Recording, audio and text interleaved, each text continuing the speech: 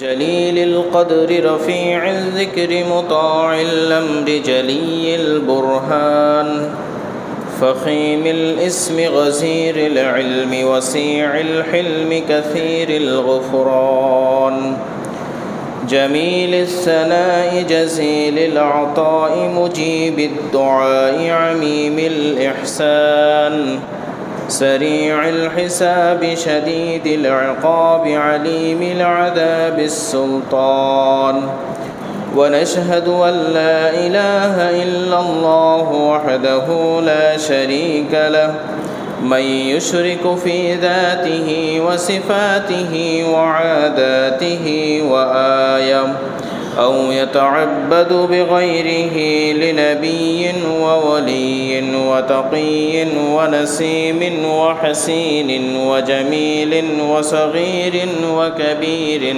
فعلينا الخسران الوبال ثم نشهد أن نبينا ومولانا مؤيدنا مخذومنا منظومنا معصومنا مقصودنا أجدر الخلق جديرنا أعظم الخلق وأشرف الخلق وأحسن الخلق وأجمل الخلق وأكمل الخلق من الحسن والسدارة والولاية والحكاية والعناية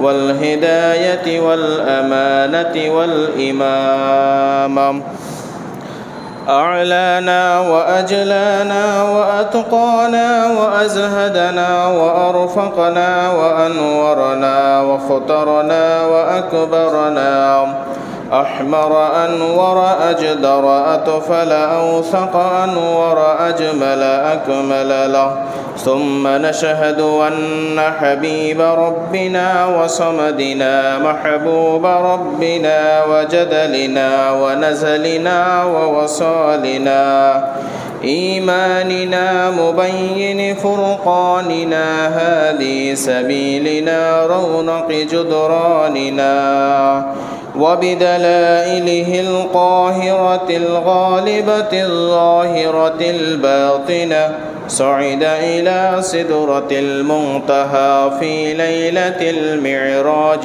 كشف الدجى ثم دنا فتدلى মুআজ্জাজ উপস্থিত জুমার দিনের সম্মানিত মুসল্লি খুতবার শুরুতেই প্রশংসা জানাই এই পবিত্র গৃহের মালিকের। এই পবিত্র গৃহের মালিক বড় করুণা করে আমাদেরকে দীর্ঘ একটি সপ্তাহ পর তারই গৃহে তারই ঘরে উপস্থিত হওয়ার তৌফিক দিয়েছেন।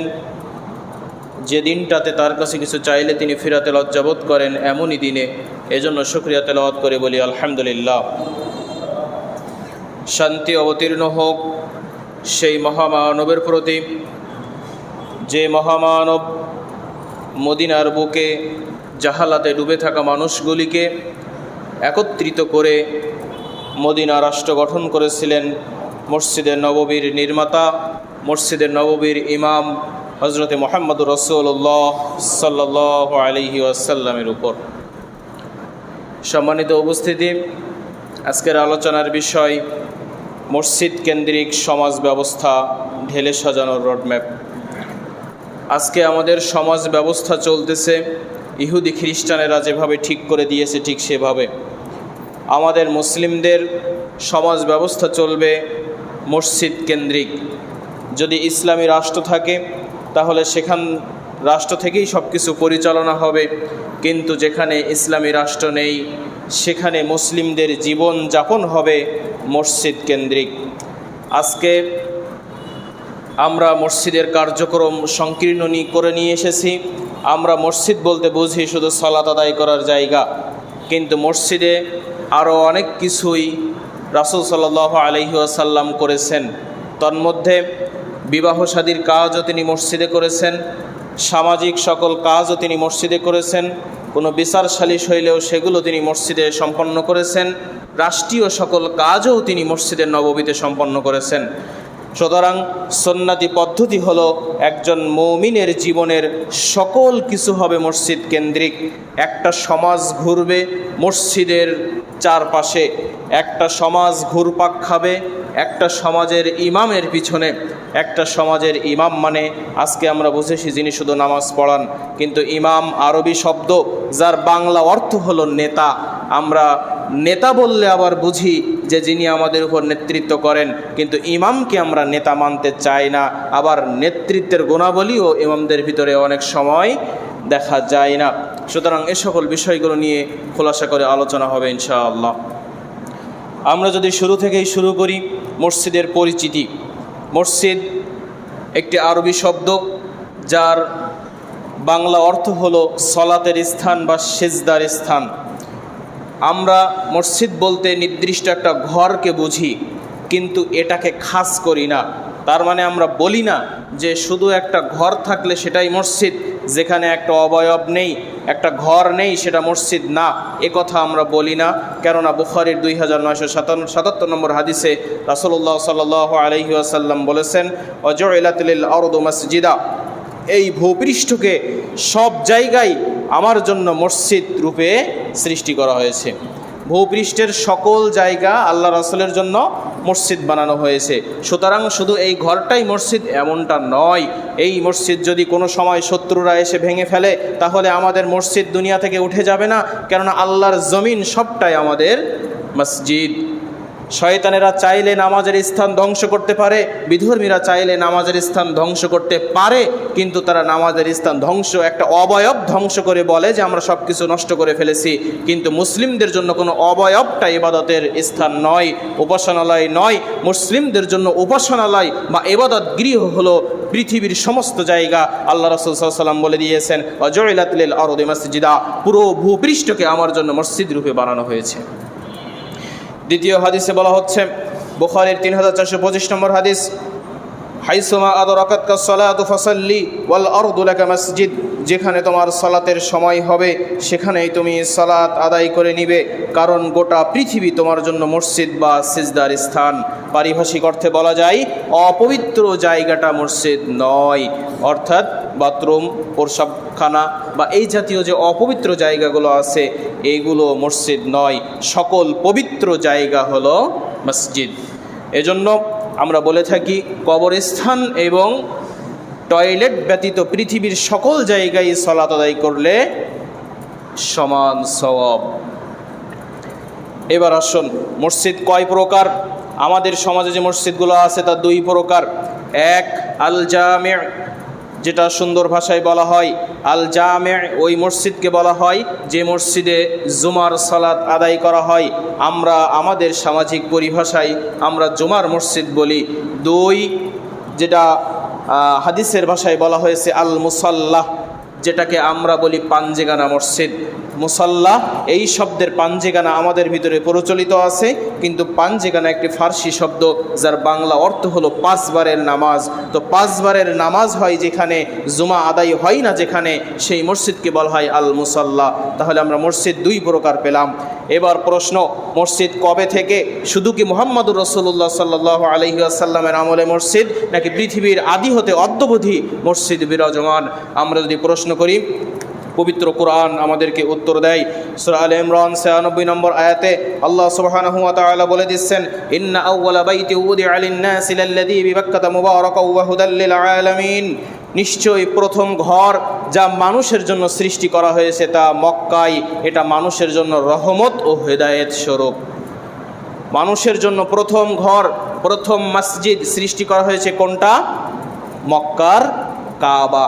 এবার যদি আমরা হাদিসে যে প্রশ্ন করি আল্লাহ রাসূলের কাছে, আবু যর রাদিয়াল্লাহু তাআলা আনহু আল্লাহ রাসূলের নিকট জিজ্ঞাসা করলেন, হে আল্লাহ রাসূল, এই পৃথিবীতে প্রথম মসজিদ তৈরি হয়েছে কবে? কোন মসজিদ এই পৃথিবীতে সর্বপ্রাচীন? তিনি প্রশ্ন করলেন, আইয়ু মাসজিদিন উদিআ ফিল আরদি আউয়াল, পৃথিবীতে কোন মসজিদ সর্বপ্রথম নির্মিত হয়েছিল? ক্বালা আল মসজিদুল হারাম, রাসূলুল্লাহ সাল্লাল্লাহু আলাইহি ওয়াসাল্লাম উত্তর দিলেন, মসজিদে হারাম এই পৃথিবীতে সর্বপ্রথম নির্মিত মসজিদ। এরপরে আবু যার গিফারি আবার প্রশ্ন করলেন, বলতো সুম্মা আইয়ু, এরপরে কোন মসজিদটি? ক্বালা আল মসজিদুল আকসা, আল্লাহ রাসূল উত্তর দিলেন, দ্বিতীয় যে মসজিদ দুনিয়াতে তৈরি হয়েছে সেটা হলো বাইতুল মাকদিস অর্থাৎ আল আকসা মসজিদ। এরপরে আবু যার গিফারি আবারও প্রশ্ন করলেন, বলতো কাম বাইনাহুমা, হে আল্লাহ রাসূল, এই দুই মসজিদের নির্মাণকালের মাঝে ব্যবধান কত? বাইতুল আকসা কতদিন পরে হারাম এবং মসজিদে আকসা এই দুইটা মসজিদ নির্মাণের মাঝে ব্যবধান কত বছরের? ক্বালা আরবাউনা সানা, রাসূলুল্লাহ সাল্লাল্লাহু আলাইহি ওয়াসাল্লাম বললেন 40 বছরের। 40 বছর পরে বাইতুল আকসা বা মসজিদুল আকসা নির্মাণ হয়েছে। কাবা শরীফ নির্মাণের কত বছর পরে আল আকসা মসজিদ নির্মাণ হয়েছে? 40 বছর পরে। মুসলিম হিসেবে আমাদের এসব বেসিক জ্ঞানগুলো থাকা আবশ্যক। আমাদের এ বিষয়ে আলোচনা খুব কমই হয়, আমরা এই বিষয়গুলো আত্মস্থ করার চেষ্টা করবো ইনশাআল্লাহ।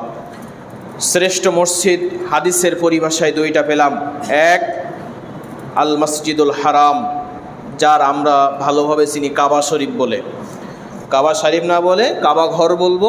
তাহলে কাবা ঘর এটাকে হাদিসের ভাষায় কি বলা হয়? আল মসজিদুল হারাম।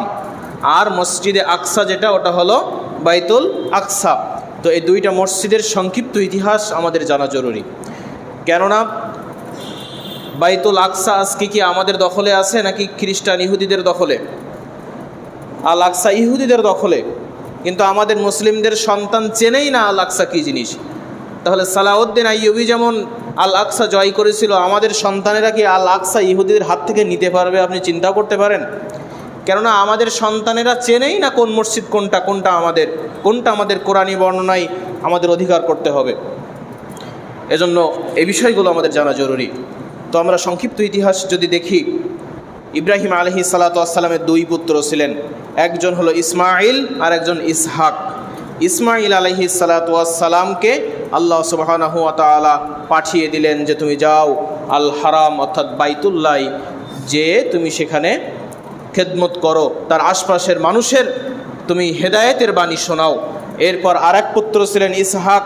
ইসহাককে আল্লাহ সুবহানাহু ওয়া তাআলা পাঠিয়ে দিলেন শাম অঞ্চলে অর্থাৎ বাইতুল আকসার আশপাশে মানুষদেরকে হেদায়েতের বাণী শোনাতে। তানাকে নবুয়াত দিয়ে বাইতুল আকসাই খেদমতের জন্য আল্লাহ সুবহানাহু ওয়া তাআলা রেখে দিলেন। তাহলে দুই মসজিদ ইব্রাহিম আলাইহিস সালাতু ওয়াস সালামের দুই সন্তান দ্বারা পরিচালিত হয়েছিল।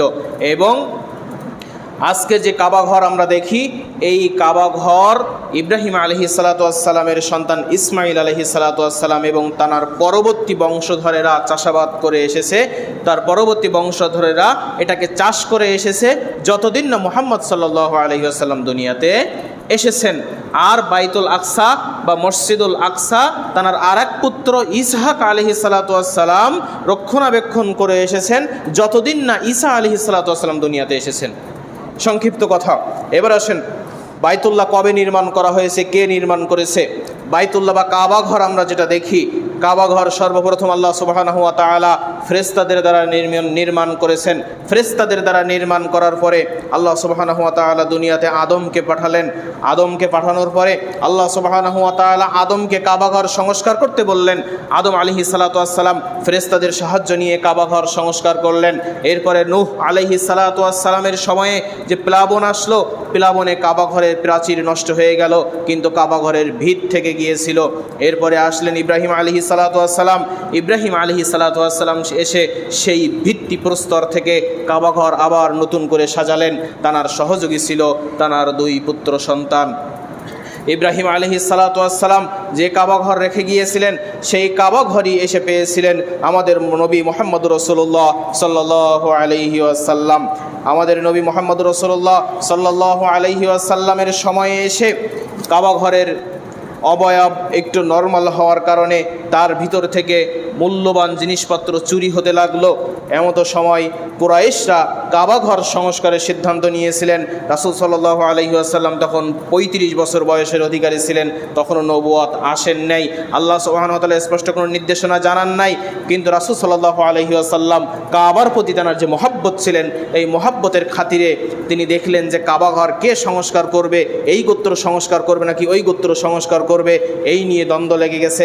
আল্লাহ রাসূল সাল্লাল্লাহু আলাইহি ওয়াসাল্লাম সেখানে যে মীমাংসা করে দিলেন। এরপর হালাল টাকার অভাবে কুরাইশরা ইব্রাহিম আলাইহিস সালাতু ওয়াস সালাম ঠিক যেখানে কাবা রেখেছিলেন ঠিক সেই স্থানেই কাবা ঘর বানাতে পারেননি।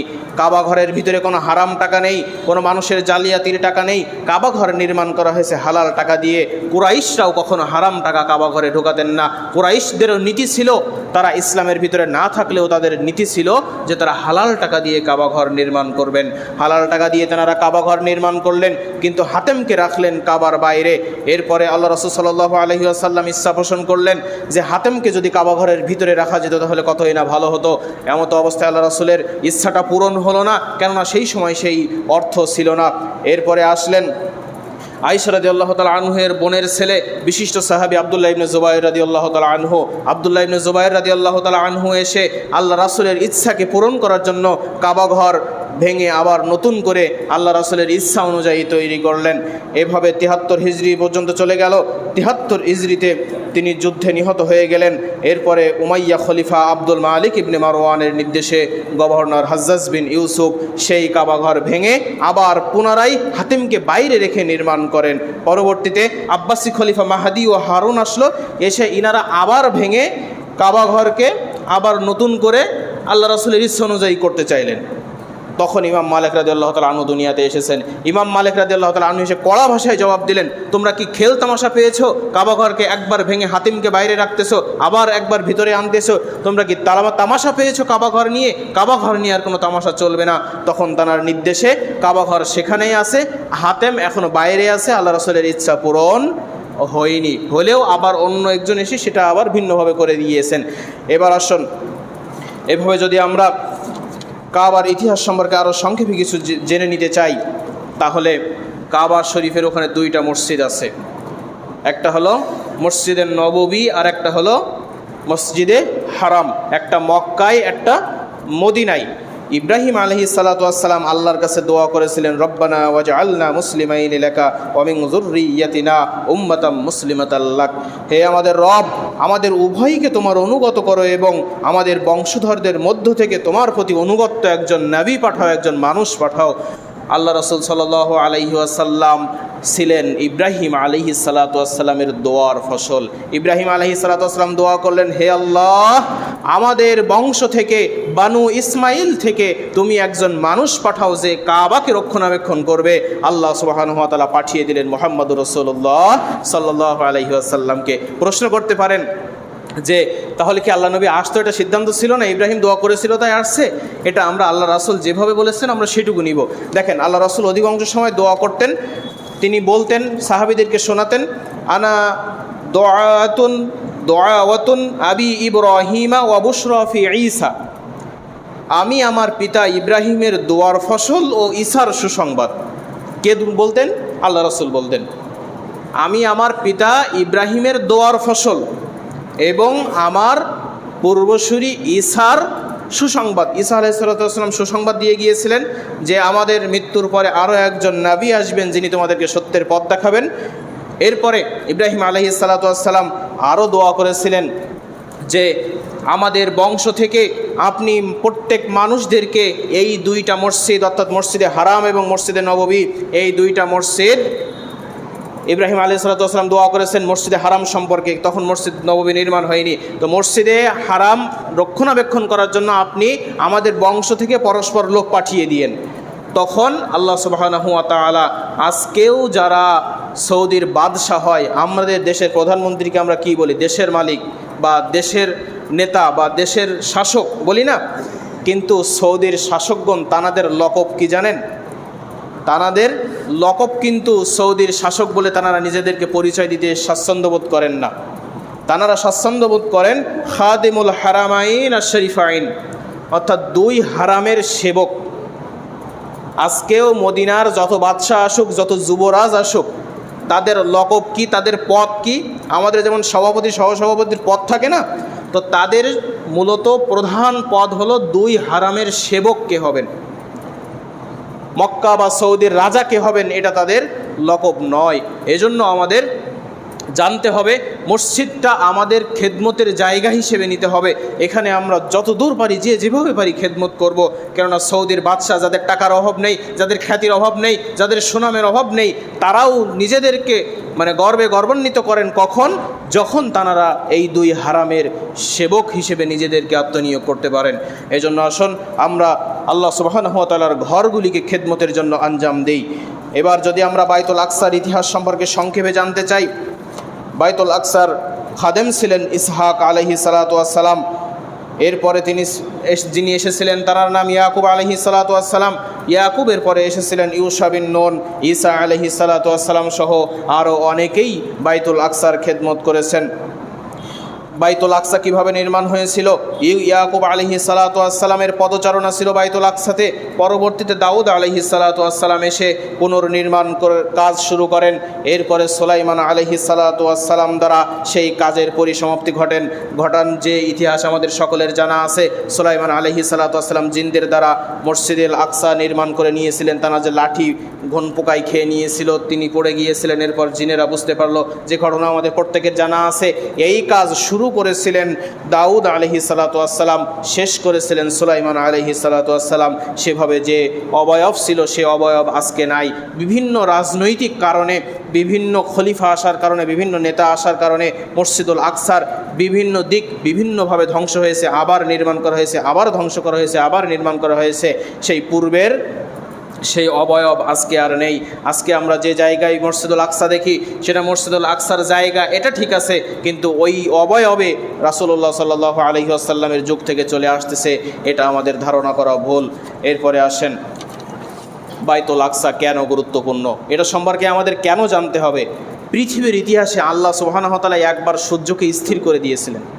সূর্য চলমান না থেমে আছে এক জায়গায়? প্রত্যেক গ্রহ নক্ষত্র আপন কক্ষপথে চলমান। তো সূর্য নিজের মতো চলতেছে, কিন্তু সূর্যকে আল্লাহ সুবহানাহু ওয়া তাআলা একবার থামিয়ে দিয়েছিলেন। কোন সময়? আসুন আমরা দেখি। মুসা আলাইহিস সালাতু ওয়াস সালামের মৃত্যুর পর বানু ইসরাইলের নেতৃত্বের দায়িত্ব দেওয়া হয় ইউশা বিন নুন আলাইহিস সালাতু ওয়াস সালামকে। তো ইউশা বিন নুন আলাইহিস সালাতু ওয়াস সালামকে দায়িত্ব দেওয়ার পরে আল্লাহ নির্দেশ দিলেন, হে ইউশা, তুমি যাও বাইতুল আকসা জয় করো, মসজিদুল আকসা জয় করে নিয়ে আসো। তখন ইউশা বিন নুন তার বাহিনী নিয়ে চলে গেলেন মসজিদুল আকসা জয় করতে করতে হঠাৎ করে যুদ্ধের এমন এক পর্যায়ে পৌঁছে গেছে যখন তাদের বিজয় সুনিশ্চিত হওয়ার কাছাকাছি। এমন সময় সন্ধ্যা হয়ে আসলো, শনিবার দিন শুরু হয়ে যাবে। আরবি মাসের দিন শুরু হয় কখন থেকে বলেন তো? সন্ধ্যার পর থেকে। তো সন্ধ্যা হব ভাব, সন্ধ্যা হলেই আগামীকাল শনিবার পড়ে যাবে। আর সে সময়ের নীতি ছিল শনিবারে কোনো যুদ্ধ বিগ্রহ চলবে না। তো এখন যদি যুদ্ধ বন্ধ হয়ে যায় তাহলে মুসলমানদের পরাজয় নিশ্চিত। কেননা তানাদের যে এখন রণকৌশল রয়েছে, এই কৌশলে তানারা শত্রুপক্ষকে পরাজিত করতে পেরেছে। কিন্তু তারা যদি এখন যুদ্ধ বিরতি দিয়ে একদিন পরে আবার যুদ্ধ শুরু করে তাহলে পুনরায় এই পরিবেশ ফিরে আসবে কিনা ঠিক নাই। তখন আল্লাহ সুবহানাহু ওয়া তাআলার কাছে ইউশা বিন নুন দোয়া করলেন এবং সূর্যকে ইশারা করলে বললেন, হে সূর্য, তুমিও আল্লাহর আদেশে আদিষ্ট, আমিও আল্লাহর আদেশে আদিষ্ট, সুতরাং তুমি থেমে যাও। আল্লাহ সুবহানাহু ওয়া তাআলা সূর্যকে থামিয়ে দিলেন, সূর্যকে নির্দেশ দিলেন, তুমি এখন চলাচল করিও না, তুমি থেমে যাও, মুসলিমরা বিজয় লাভ করে নিক, এরপরে তুমি তোমার পদচারণা চালিয়ে যেও। অতঃপর সূর্যকে থামিয়ে দেওয়া হলো। এটার দলিল বুখারীর হাদিস নম্বর 3124।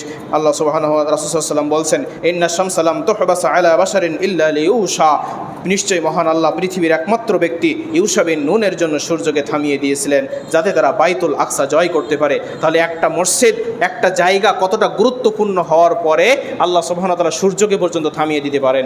প্রত্যেকেই এই একটা জায়গা নিয়ে পাগল কেন বলতে পারেন? ইহুদিরাও পাগল মসজিদুল আকসাকে নিয়ে, খ্রিস্টানেরাও পাগল মসজিদুল আকসাকে নিয়ে, আমাদের মুসলিমদেরও তীব্র ইচ্ছা আকাঙ্ক্ষা মসজিদুল আকসা জয় করা। আল্লাহ সুবহানাহু ওয়া তাআলা পবিত্র কোরআনে বলে দিয়েছেন, সুবহানাল্লাযী ইয়াসরা বিআবদিহি লাইলাম মিনাল মাসজিদিল হারাম ইলাল মাসজিদিল আকসাল্লাযী বারাকনা হাওলা। আল্লাহ সুবহানাহু ওয়া তাআলা মসজিদুল আকসার চারপাশে বরকত দিয়ে ভরিয়ে দিয়েছেন। সুবহানাল্লাহ। আজকে যে গাজায় গণহত্যা হচ্ছে, কেন হচ্ছে বলেন তো? গাজায় গণহত্যা হওয়ার আজকে যদি মুসলিমরা দাবি ছেড়ে দিত, তাদের ইহুদি খ্রিস্টানদেরকে তাদের জায়গায় জায়গা দিত, ওই ইহুদিদেরকে তাদের হাতে বাইতুল আকসা উঠায় দিত, তাদের হাতে এমনিতেই ছেড়ে দিত, তাহলে এই গণ্ডগোল মারামারি হতো না। কিন্তু প্রত্যেকেই চাচ্ছে এই ঘরটাকে বা এই জায়গাটাকে নিজেদের আয়ত্তে নিয়ে আসা। মনে রাখবেন, কিয়ামতের আগে 90 থেকে 95% মানুষ বিবাদে জড়িয়ে যাবে শুধুমাত্র মসজিদুল আকসাকে কেন্দ্র করে। 90 থেকে 95% মানুষ ঝগড়ায় লিপ্ত হয়ে যাবে, বিবাদে লিপ্ত হয়ে যাবে, যুদ্ধে লিপ্ত হয়ে যাবে শুধুমাত্র মসজিদুল আকসাকে কেন্দ্র করে। এই জায়গাটা এতটা গুরুত্বপূর্ণ, এজন্য আলেম ওলামারা নির্দেশ দিয়েছেন যে আপনার ঘরে বিভিন্ন রকম পুতুলের ছবি তো টাঙিয়ে রাখেন, পুতুলের ছবি টাঙিয়ে না রেখে আপনার বাড়িতে 3টা ছবি টাঙিয়ে রাখেন, যাতে আপনার সন্তান এই 3টা জিনিসের প্রতি তাদের আগ্রহ বাড়ে। 1, মসজিদুল হারামের ছবি থাকবে অর্থাৎ কাবার ছবি থাকবে। 2, মসজিদুল আকসা অর্থাৎ বাইতুল মাকদিসের ছবি থাকবে। 3, মসজিদে নববী। এই 3টা জায়গার ছবি যেন আপনার বাড়িতে থাকে। আপনার সন্তান যেন এই 3টা জিনিস দেখলে তাদের অন্তরে এটার প্রতি ভালোবাসা সৃষ্টি হবে। এটা নিজেদের এটা বলে সে মনে করবে, নতুবা সে কখনো নিজের বলে এটাকে ওন করতে পারবে না। এই জন্য আমাদের এই বিষয়টা খেয়াল রাখা জরুরি। এবার আসেন, সংক্ষিপ্ত ইতিহাস আমরা জানলাম 2 মসজিদের। এরপরে মসজিদ নির্মাণের ফজিলত। ওসমান রাদিয়াল্লাহু তাআলা আনহু বলেন, আমি রাসূলুল্লাহ সাল্লাল্লাহু আলাইহি ওয়াসাল্লামকে বলতে শুনেছি, মুত্তাফাক আলাইহি, মিশকাতের 697 নম্বর হাদিস, মান বানা লিল্লাহি মাসজিদান বানাল্লাহু লাহু বাইতান ফিল জান্নাহ। যে ব্যক্তি দুনিয়াতে একটি মসজিদ নির্মাণ করে, আল্লাহ সুবহানাহু ওয়া তাআলা জান্নাতে তার জন্য ঘর নির্মাণ করেন। সুবহানাল্লাহ। মনে রাখবেন, জান্নাত সুখের জায়গা, কিন্তু জান্নাত বিরান ভূমি। হাদিসে বলা হচ্ছে জান্নাত কি? বিরান ভূমি, এখানে আবাদ করে নিতে হয়। আমরা যে বিভিন্ন সময় হাদিস শুনি না, যে ব্যক্তি মসজিদ নির্মাণ করবে তার জন্য আল্লাহ জান্নাতে একটি ঘর নির্মাণ করবেন। তো আমাদের যে কল্পনা জান্নাতে অমুক অমুক জিনিস পাবো, তা সব কিছু দেবে আল্লাহ, একটা ঘর দেবে না? কথা বুঝবেন। এরপরে আমরা কিছু কিছু সময় হাদিস শুনি, যদি তোমরা এই কাজ করো আল্লাহ তোমাদের জন্য জান্নাতে একটি খেজুর বাগান তোমাদেরকে দিবেন। তো জান্নাতে যেখানে চাইলেই সব কিছু পাওয়া যায়, তো খেজুর বাগান আবার কি দরকার? চিন্তা তো আসে মাথায়, তাই না? তো মাথায় রাখতে হবে, জান্নাত হলো বিরান ভূমি, জান্নাতে আবাদ করে নিতে হয় বিভিন্ন আমলের দ্বারা।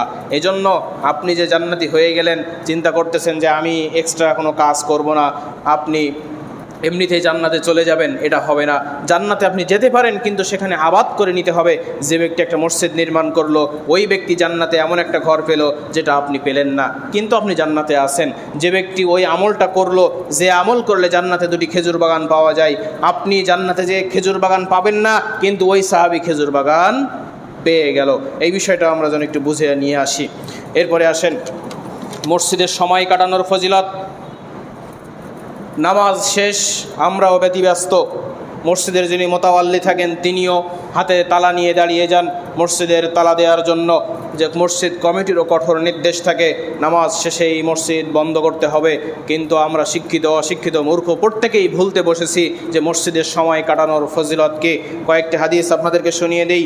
যখন আল্লাহ রাসূল সাল্লাল্লাহু আলাইহি ওয়াসাল্লাম বলছেন, মুসলিমের 2699 নম্বর হাদিস, যখন কোনো সম্প্রদায় আল্লাহর ঘর সমূহের কোনো একটি ঘরে একত্রিত হয়ে আল্লাহর কিতাব পাঠ করে এবং সেখানে বসে কোরআন হাদিসের আলোচনা করে, তখন নাযালাত আলাইহিমুস সাকিনা, আল্লাহ সুবহানাহু ওয়া তাআলা সাকিনা নাজিল করেন, অর্থাৎ অন্তরের প্রশান্তি নাজিল করে দেন। সুবহানাল্লাহ।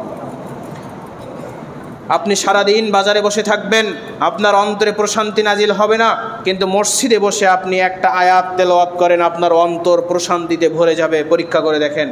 কেননা আল্লাহ তো বলেননি যে বাজারে বসে থাকো বা অন্য কোনো জায়গায় বসে থাকলে আমি তোমাদের অন্তরে প্রশান্তি নাজিল করব। তিনি বললেন, তোমরা আল্লাহর ঘরে বসো, মসজিদে বসো, মসজিদে বসে একটা আয়াত তেলাওয়াত করো, নতুবা কোরআন হাদিসের আলোচনা করো। নাযালাত আলাইহিমুস সাকিনা, আমি তোমাদেরকে সাকিনা নাজিল করব, অর্থাৎ অন্তরের প্রশান্তি নাজিল করে দিব। 2, ওয়াগাশিয়াতুহুমুর রাহমা, আল্লাহ সুবহানাহু ওয়া তাআলা যে কজন বান্দা মসজিদে বসে দিনের আলোচনা করে, এই বান্দাদের উপর রহমত নাজিল করে দেন। সুবহানাল্লাহ। 3, ওয়াখাফাতুহুমুল মালাইকা, ফেরেশতাদেরকে নির্দেশ দিয়ে দেন যে আমার ওই বান্দাদেরকে তোমরা তোমাদের পালক দিয়ে ঢেকে রাখো, তোমরা সকলেই একত্রিত হয়ে ওই বান্দাদেরকে ঘিরে ধরে রাখো, যাতে তাদের উপর কোনো বিপদ না আসতে পারে, কোনো মুসিবত না আসতে পারে, তারা যেন রহমতের অংশীদারি হয়ে যায়। সুবহানাল্লাহ। তাহলে মসজিদের সময় কাটানোর ফজিলত দেখেন। এরপরে 2 নম্বর ফজিলত, কোনো মুসলিম ব্যক্তি যতক্ষণ মসজিদে সালাত আদায় করে এবং জিকিরে রত থাকে, ইল্লা তাবাশবাশাল্লাহু কামা ইয়াতাবাশবাশু, ততক্ষণ আল্লাহ তার প্রতি এতটা আনন্দিত হন। হাদিসটা খেয়াল করবেন, আহলুল গায়বি বিগায়বিহিম ইযা কদিমা আলাইহিম, যখন কোনো প্রবাসী দেশে ফিরে আসে তার পরিবার যতটা খুশি হন, যখন কোনো বান্দা মসজিদে বসে থাকে, মসজিদে বসে আল্লাহকে স্মরণ করে, তখন আল্লাহ তাআলা ওইরূপ খুশি হন। সুবহানাল্লাহ। কোনো প্রবাসী যখন বাড়িতে আসে, ছেলে 5 বছর বিদেশে আসে, 5 বছর পরে বাড়িতে আসলে মা যেমন আনন্দিত হয়, স্বামী 5 বছর বাহিরে আসে, বাড়িতে আসলে স্ত্রী যেমন আনন্দিত হয়, কোনো বান্দা যদি সালাতের পরে মসজিদে বসে জিকির আজকার করে, তাহলে আল্লাহ তাআলা ওই বান্দার প্রতি ততটা খুশি হন। সুবহানাল্লাহ। এরপরে তৃতীয় নম্বর কথা, একদিন আব্দুল্লাহ ইবনে আমর রাদিয়াল্লাহু তাআলা আনহু বর্ণিত রাসূল সাল্লাল্লাহু আলাইহি ওয়াসাল্লাম সাহাবীদের সাথে মাগরিবের সালাত আদায় করলেন। তিনি মাগরিবের সালাত পড়ে বাড়িতে চলে গেলেন। কিছু কিছু সাহাবী মসজিদে নববীর ভিতরে বসে আলোচনা করতেছে। হঠাৎ করে রাসূল সাল্লাল্লাহু আলাইহি ওয়াসাল্লাম ছুটে আসলেন, এসে বলতেছে, হে সাহাবীরা, হে সাহাবীরা। সাহাবীরা বলতেছে, আল্লাহ রাসূল যখন এভাবে সাহাবী সাহাবী বলে ডেকে আসতেছে, সাথী সাথী বলে ডেকে আসতেছে, তখন আল্লাহ রাসূলের দম বন্ধ হয়ে যাওয়ার মতো অবস্থা, তিনি এতটা উত্তেজনা বসে আছেন। তখন সাহাবীরা জিজ্ঞাসা করেন, হে আল্লাহ রাসূল, আপনি এত উত্তেজিত কেন, কি হয়েছে? তখন আল্লাহ রাসূল উত্তর দিলেন, তোমাদের জন্য আল্লাহ সুসংবাদ পাঠিয়েছেন, তোমাদের জন্য আল্লাহ সুসংবাদ পাঠিয়েছেন। তোমরা যে আজকে মসজিদে বসে আসো, সালাত শেষে তোমরা আর এক ফরজ সালাতের জন্য অপেক্ষা করতেছো, বসে বসে কোরআন হাদিসের আলোচনা করতেছো, আল্লাহ সুবহানাহু ওয়া তাআলা তোমাদের জন্য আসমানের দরজাসমূহ খুলে দিয়েছেন। সুবহানাল্লাহ। এরপরে বললেন, শুধু আল্লাহ আসমানের দরজাসমূহ খুলে দিয়ে ক্ষান্ত হন নাই, তোমাদের ফজিলত বর্ণনা করতেছেন আল্লাহ ফেরেশতাদের সাথে। সুবহানাল্লাহ। ফেরেশতারা জানেন না এর ফজিলত কি, তারপরেও আল্লাহ গর্ব করে বলতেছে, দেখো আমার ওই বান্দা, দেখো আমার ওই বান্দা সালাত শেষ হয়ে গেছে, তবুও আর এক ফরজ সালাতের জন্য বসে অপেক্ষা করতেছে। এটা হলো মসজিদে বসে থাকার ফজিলত। আমরা এই বিষয়গুলো মাথায় রাখি যেন। এরপরে আসেন মসজিদের কার্যাবলী, মসজিদ কেন্দ্রিক সমাজ ব্যবস্থার প্রয়োজনীয়তা বা গুরুত্ব কী। মনে রাখতে হবে, মসজিদের ফাংশন হলো মাল্টিফাংশনাল। এটা একমুখী কাজ না, এটা একটা বহুমুখী কাজের জায়গা। আপনার মোবাইল ফোন আছে না, এখন যে আপডেট মোবাইল ফোনগুলো আছে, এতে ভিডিও করা যায়, অডিও শোনা যায়, আপনি গজল চাইলে শুনতে পারেন, ওয়াজ চাইলে শুনতে পারেন, কথা বলতে পারেন, অডিও কলে কথা বলতে পারেন, ভিডিও কলে কথা বলতে পারেন, পারেন তো নাকি? তো হঠাৎ করে আজকে দেখলেন যে আপনার ফোনে শুধু FM রেডিওর অডিও শোনা যাচ্ছে, আর কিছু শোনা যাচ্ছে না। ভালোভাবে বুঝবেন, শুধু অডিও শোনা যাচ্ছে, আর কোনো কাজ করা যাচ্ছে না, সব ফাংশন নষ্ট হয়ে গেছে। তাহলে আপনি কি আপনার শুধু এই FM রেডিও নিয়ে খুশি থাকবেন, নাকি ওই জিনিসটা মেরামতের চেষ্টা করবেন? ভালোভাবে বুঝবেন, আপনি কি মেরামতের চেষ্টা করবেন নাকি ওই জিনিসটা নিয়ে খুশি থাকবেন? মেরামতের চেষ্টা করবেন। ঠিক তদরূপ মসজিদের ফাংশন অনেক। মসজিদের প্রধান ফাংশন হলো, এখান থেকে প্রতিটা মুসাল্লি জ্ঞান অর্জন করবে, জ্ঞান অর্জন করার পরে সে আমল করবে। আগে আমল নয়, আমলের পূর্বেও জ্ঞান অর্জন করা। সব ফরজের প্রথম ফরজ হলো ইকরা, তুমি পড়ো। সব ফরজের প্রথম ফরজ কি? জ্ঞান অর্জন। তাহলে আজকে বিভিন্ন মসজিদে মক্তব চালু নেই, সেখানে কোনো জ্ঞান চর্চার কোনো জায়গা নেই। জুমার মসজিদে হুজুর কি বলে মুসল্লি বোঝে না, মুসল্লির ভাবভাষা হুজুর বোঝে না, মুসল্লিদের অবস্থা হুজুরও জানে না। যে মসজিদে মক্তব চালু নেই, যে মসজিদে হাদিস পাঠ চালু নেই, যে মসজিদে তালিমি বৈঠক চালু নেই, এই মসজিদটাও আজকে সমাজের বুকে 5 তলা 10 তলা হয়ে যাচ্ছে। কিন্তু মাথায় রাখতে হবে, এই মসজিদের কোনো কাজ নেই। এটা একটা নিষ্ফল গাছ, গাছটা বড় হয়েছে কিন্তু এর কোনো ফল নেই। 2000 মুসল্লি হলো, কিন্তু 2000 মুসল্লির একজন মুসল্লিও সালাতের ভিতরে দোয়া কি পড়তে হয় জানে না। 5000 মুসল্লি হলো 5 তলা মসজিদে, 5 তলা মসজিদের 5000 মুসল্লির একজন মুসল্লিও সূরা ফাতিহা শুদ্ধ করে পড়তে পারে না। প্রত্যেক মুসল্লির যদি আপনি সূরা ফাতিহা ধরেন, তাদের সূরার ভিতরে লাহানে জলি রয়েছে যাতে নামাজ নষ্ট হয়ে যায়। তাহলে এই 5 তলা বিল্ডিং দিয়ে আপনি কি করবেন? মসজিদ যদি আপনি স্বর্ণ দিয়ে বাঁধান, আর মসজিদের আশপাশের ছেলে মেয়েগুলো যদি নেশাদার দ্রব্যে ডুবে থাকে, মসজিদ যদি আপনি স্বর্ণ দিয়ে বাঁধান, আর মসজিদের চারপাশে যদি ইয়া বা ফেন্সিডল খড়ি দিয়ে ভরে থাকে, তাহলে এই মসজিদ আপনার কি উপকারে আসবে? মসজিদ জান্নাতে যাবে না, জান্নাতে আপনাকে যেতে হবে। মসজিদ জান্নাতে যাবে না, জান্নাতে আপনাকে যেতে হবে। আপনি মসজিদটাকে সুন্দর করার আগে নিজে চিন্তা করেন যে নিজেকে কিভাবে সুন্দর করবেন। সাহাবীদের যুগে মসজিদ ছিল কাঁচা, কিন্তু সাহাবীদের ঈমান ছিল পাকা, সাহাবীদের ঈমান ছিল সোনায় মোড়ানো, সোনায় বাঁধানো। আজকে আমাদের মসজিদগুলো হয়েছে পাকা, কিন্তু আমাদের ঈমান হয়ে গেছে কাঁচা। আমাদের মসজিদগুলো হয়ে যাচ্ছে সোনায় মোড়ানো, কিন্তু আমাদের ঈমান হয়ে গেছে কাঁচা দেওয়ালের ন্যায়, যেটা একটু পানি লাগলেই খসে যায়। এটা হওয়া খারাপ কিছু নয়, কিন্তু সাথে সাথে আমাদের এর ফাংশনগুলো ঠিক করতে হবে। এর ফাংশনগুলো যদি আমরা ঠিক না করি, তাহলে এর যে ক্ষতি সেটা অপূরণীয় থেকে যাবে। এবার এক শ্রেণীর সুশীল মানুষ আসবে, তারা বলবে যে এখন আধুনিক যুগ, এখন যদি মসজিদকে কেন্দ্র করে সব কিছু ঘোরে তাহলে উন্নতি লাভ করা যাবে না।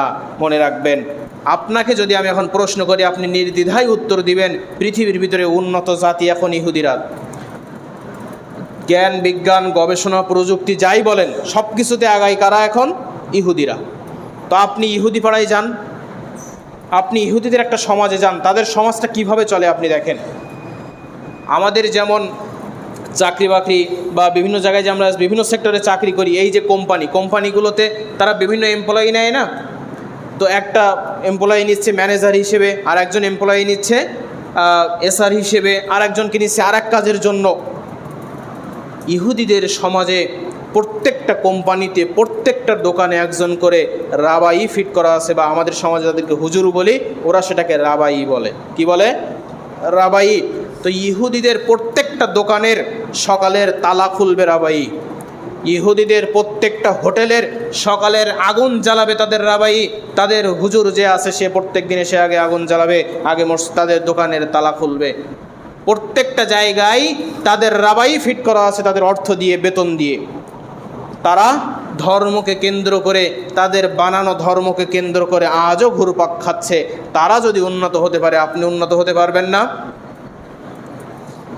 আপনার এই সায়েন্স আসলো কোথা থেকে? যে যুগটাকে আপনি অন্ধকার যুগ বলতেছেন, মূলত সেটাই ছিল আলোর যুগ। সেই যুগে আল বিরুনি এসেছিল, সেই যুগে হাসান আল হাইসামি এসেছিল, সেই যুগে জাবির আল হাইয়ান এসেছিল, যারা সেই যুগটাকে আলোকিত করে গেছে। আর আজকের যুগে আমাদের আধুনিক যুগের সুশীল ব্যক্তিরা বলে যে সেটা হলো ডার্ক এজ, বা সেটা হলো অন্ধকার যুগ, অন্ধকার কাল। কিন্তু মাথায় রাখতে হবে, অন্ধকার কাল মুসলিমদের জন্য আলোকিত মানে আলোকের যুগ ছিল। এটা তাদের জন্য আলোকের সন্ধান হিসেবে দুনিয়াতে এসেছিল। এবার দেখেন, ইহুদিরা তাদের ধর্মকে নিয়ে এতটাই সিরিয়াস, আল্লাহ সুবহানাহু ওয়া তাআলা আমাদেরকে জানিয়ে দিয়েছেন সূরা তাওবার ৩১ নম্বর আয়াতে, ইত্তাখাযু আহবারহুম ওয়া রুহবানাহুম আরবাবাম মিন দুনিল্লাহি ওয়াল মাসীহ ইবনে মারইয়াম। তারা আল্লাহকে ছেড়ে তাদের পণ্ডিত ও সংসার বিরাগী অর্থাৎ রাবাই যারা রয়েছে তাদেরকে তারা আল্লাহর আসনে বসিয়ে ফেলেছে। ইহুদিরা তাদের রাবাইকে কার আসনে বসেছে? আল্লাহর আসনে। না, যেমন আমরা বিধানদাতা হিসেবে আল্লাহকে মানি, তেমন ইহুদিরা তাদের বিধানদাতা হিসেবে রাবাইদেরকে মানে। কিভাবে? এক রাবাইয়ের কাছে যে জিজ্ঞাসা করবে এক মহিলা যে আমি এটা করব কি করব না, তারা প্রভুর নির্দেশনা দেখে না। এই যে ইসরায়েল এবং ফিলিস্তিন সংঘাতে ইসরায়েলের কত মহিলা যে বিভিন্ন দেশে যে বিভিন্ন নেতার সাথে অকাম করতেছে, এটা আপনি কল্পনাও করতে পারেন না।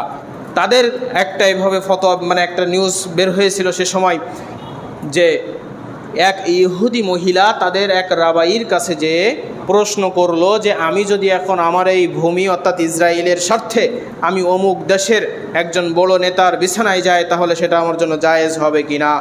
তখন সেই রাবাই উত্তর দিয়েছিল, হ্যাঁ এটা তোমার জন্য জায়েজ। তখন সে সেটাকে হালাল মনে করে এবং পুণ্যের কাজ মনে করে আর এক নেতার বিছানায় গিয়েছে। তারা তাদের ধর্মকে নিয়ে মানে তাদের পুরো মানে সমাজের যারা হুজুর আছে, আলেম আছে, তাদেরকে তারা এই পর্যায়ে নিয়ে গেছে। তারা বাড়াবাড়ি করলে একটা ইনসাফ রেখেছে, আর আমাদের ভিতরে ইনসাফও নাই। ইনসাফ আমরা একসময় করেছিলাম কি, মিলাদ কিয়াম পড়ে দোকান একটা করেছি, তারা একটা মিলাদ দিয়ে দিই, নাই না? তা আসলেই কি সেটা ভালো ছিল? মানে ইনসাফ করতে যেয়ে বিদআত করে বসেছি।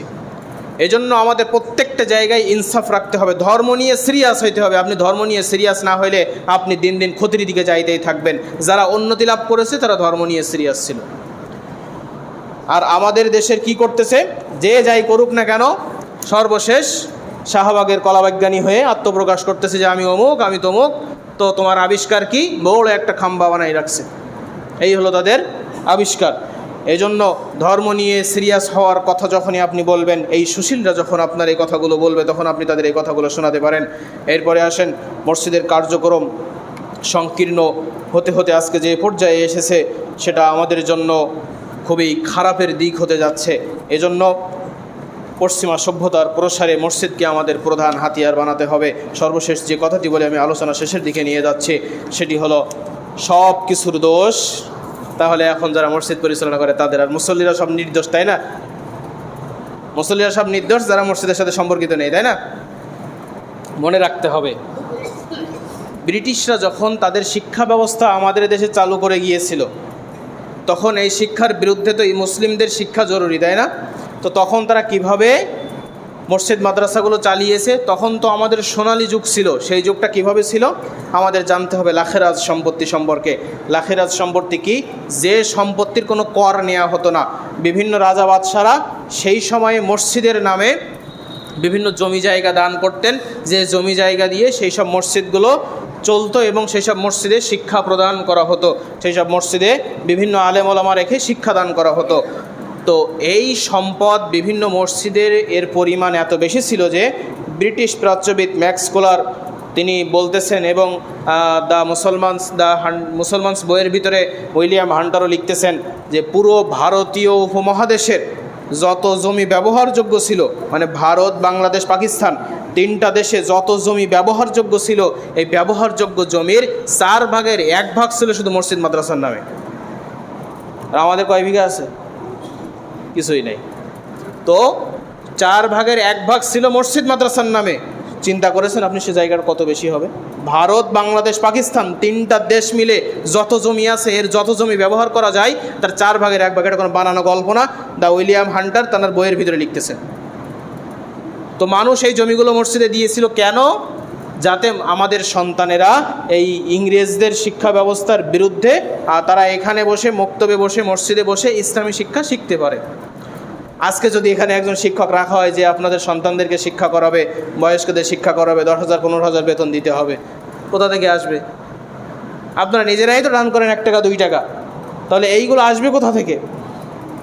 এজন্য তাদের সেই আমরা এখন হারিয়ে ফেলেছি কিভাবে?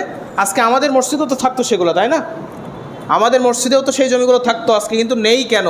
যখন ব্রিটিশরা এসে দেখলো যে এতগুলো সম্পত্তি আমরা এখান থেকে কর নিতে পারতেছি না, তখন ব্রিটিশরা একটা ফোন দিয়ে আটলো যে এই সম্পত্তিগুলো আর মুসলমানদের রাখা যাবে না, এখন এতে কর চাপাতে হবে। মুসলমানদের এই শিক্ষা ব্যবস্থা ধ্বংস করার জন্য এই জমির উপর এখন কর চাপাতে হবে। তো একটা মসজিদে যখন 500-800 বিঘি সম্পত্তি, তখন 800 বিঘি সম্পত্তির খাজনা দিতে ক টাকা লাগে? ওই পরিমাণ টাকা তো তখন মসজিদের মুসল্লিদের কাছে নেই। তখন তারা সুযোগ পেল যে এরা যেহেতু কর দিতে পারতেছে না, তাহলে এই জমি সব বাজেয়াপ্ত করে আমরা আমাদের কোষাগারে নিয়ে নিলাম। এভাবে আজকে সেই জমিগুলো আমাদের হাতে নেই। এই জমিগুলো না থাকার ফলে কি হয়েছে? মুসলমানরা সেই যে বিজ্ঞানের চর্চা ছিল সেই চর্চা আর তারা করতে পারেনি। এই ইতিহাসগুলো আপনি সব পাবেন দ্য মুসলমানস বইয়ের ভিতরে, দ্য ইন্ডিয়ান মুসলমানস বইয়ের ভিতরে লিখেছেন ডক্টর উইলিয়াম হান্টার, এবং প্রাচ্যবিদ ছিলেন ব্রিটিশ প্রাচ্যবিদ ম্যাক্স স্কলার, তিনি এই কথাগুলো তার বইয়ের ভিতরে লিখেছেন। তো সর্বসম্মতিক্রমে আমাদের যে সিদ্ধান্তে উপনীত হবে, আমরা প্রত্যেকের সহযোগিতায় যেদিন মুসল্লিরা একত্রিত হয়ে বলবে যে আমরা এই 15 জন বয়স্ক মানুষ আছি, আমরা এত টাকা করে দিব, তোমরা আমাদের একজন হুজুর দেখে দাও, আমরা এখানে বসে কোরআন শিখবো, সেদিনই এই জিনিসগুলো চালু হবে। মুসল্লিদের অনুরোধে চালু হয়। মসজিদের মোতাওয়াল্লি যারা থাকে তারা আপনাদেরকে জোর করে এনে শিখাতে পারেন না, আপনাদের ইচ্ছার প্রেক্ষিতে এই জিনিসগুলো সমাজে আস্তে আস্তে চালু হবে। এজন্য জনমনে আমাদের এই জিনিসগুলো সৃষ্টি করতে হবে। যুবকদের বলবো, তোমরা এভাবে উদ্ভ্রান্ত হয়ে ঘুরে বেরিও না। আজকে তোমার অবস্থান কোথায়? ইহুদি খ্রিস্টানদের থেকে তোমার অবস্থান কোথায়? তুমি কোথায় রয়েছো? তুমি কি ভুলে গেছো নজরুলের সেই কথা, যেখানে নজরুল বলেছিলেন, আমি যে চির অজেয় ঝুটা কানুনের নিগড় আমাকে করিতে পারিনি জয়, কত নমরুদ কত ফেরাউন কত সাদ্দাদ কারণ, আসিয়াছে মোর এই চলাপথে হইয়া বাধা ধরুন, পড়ি নাই আমি নমরুদি হতাশনে বিকাইনি আমি বিপুল কারণী ধনে, সাদ্দাদের ওই অহংকারী মাথা বালুতে মিশেছে শেষে, ফেরাউন গেছে নীল দরিয়ায় ভেসে, নমরুদ ছিঁড়ে পড়েছে পয়জার, আমি মুসলিম এক আল্লাহ ছাড়া করি না কারো তাসলিম। সুতরাং আসো আমরা কোনো বাতিলের কাছে পদনত না করে হকের উপর অটল থেকে দিন শিক্ষা করি। মসজিদকে আমরা নিজেদের জন্য একটা ইবাদত গৃহ মনে করার সাথে সাথে নিজেদের সব কিছু মনে করতে পারি, যেন মসজিদের 10 জন মুসল্লি মিলে যেন আমরা ঠিক করি যে মসজিদের শক্তি বাড়াই, যে আমরা 10 জন মসজিদের মুসল্লি এই মসজিদের আশপাশে কোনো গান বাজনা হতে দিব না, এটাই আমরা সবাই একমত। এইভাবে যেন আমরা মসজিদের শক্তিগুলোকে বাড়াই। আল্লাহ সুবহানাহু ওয়া তাআলা আমাদেরকে সেই তৌফিক দান করুক, এবং যারাই আমরা মসজিদে যত প্রকার সহযোগিতা করি, আল্লাহ আমাদের সকল সহযোগিতার বিনিময়ে জান্নাতে যেন আমাদেরকে একটা ঘর নির্মাণ করে দেন। আল্লাহুম্মা আমিন। ওয়া আখিরু দাওয়ানা আনিল হামদুলিল্লাহি রাব্বিল আলামিন। الحمد لله نحمده ونستعينه ونستغفره ونعوذ بالله من شرور أنفسنا ومن سيئات أعمالنا، من يهده الله فلا مضل له ومن يضلله فلا هادي له، ونشهد أن لا إله إلا الله ونشهد أن محمدا عبده ورسوله. يا أيها الذين آمنوا صلوا عليه وسلموا تسليما. اللهم صل على محمد وعلى آل محمد كما صليت على إبراهيم وعلى آل إبراهيم إنك حميد مجيد. اللهم بارك على محمد وعلى آل محمد كما باركت على إبراهيم وعلى آل إبراهيم إنك حميد مجيد. رب ارحمهما كما ربياني صغيرا. اللهم انصر المسلمين المجاهدين في غزة. اللهم احفظ المؤمنين المسلمين في فلسطين. اللهم احفظ المؤمنين المسلمين في سوريا. اللهم احفظ المؤمنين المسلمين المظلومين المجاهدين في بنغلاديش. اللهم انصر المسلمين المؤمنين المجاهدين في باكستان. اللهم احفظ المؤمنين المسلمين في هند. اللهم اغفر لحينا وميتنا وشاهدنا وغائبنا وصغيرنا وكبيرنا وذكرنا وأنثانا. سبحانك اللهم وبحمدك أشهد أن لا إله إلا أنت أستغفرك وأتوب إليك.